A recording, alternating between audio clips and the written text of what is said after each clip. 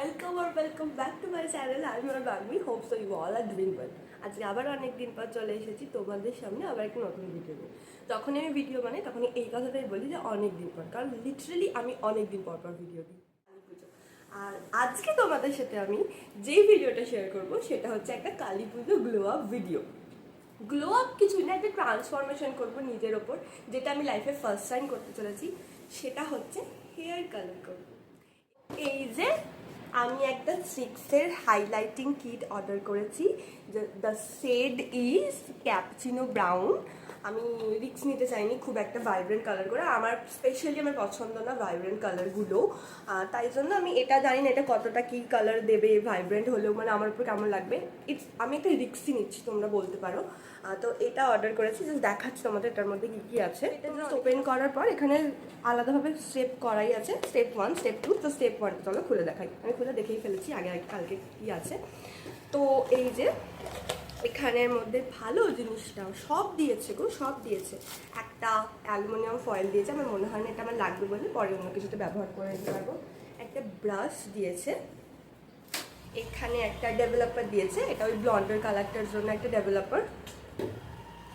আর এখানে দুটো ব্লন্ডার পাউডার দিয়েছে। তো ব্লন্ডার পাউডার আমি একটা ইউজ করব, কারণ আমি দুটো অত বেশি করতে চাইছি না, সরি ফর দ্য নয়েজ।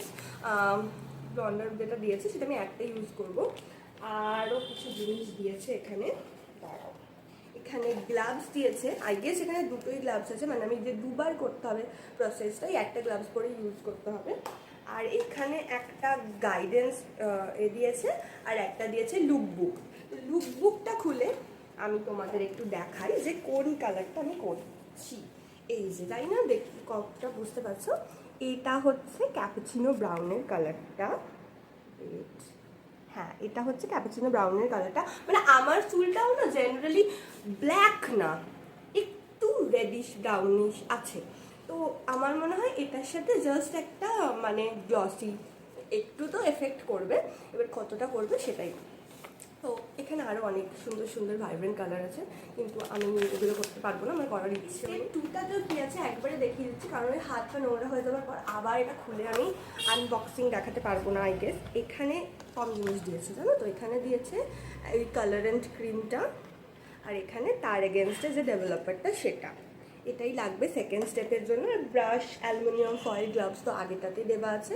আর এটা হচ্ছে গ্লসি সিরাম কন্ডিশনার। এটা মানে এটা আফটার কালারের পর যে ওয়াশটা করবো তারপরে এটা লাগালে চুলটা শাইনি হবে, কন্ডিশনিং হবে। তো এটা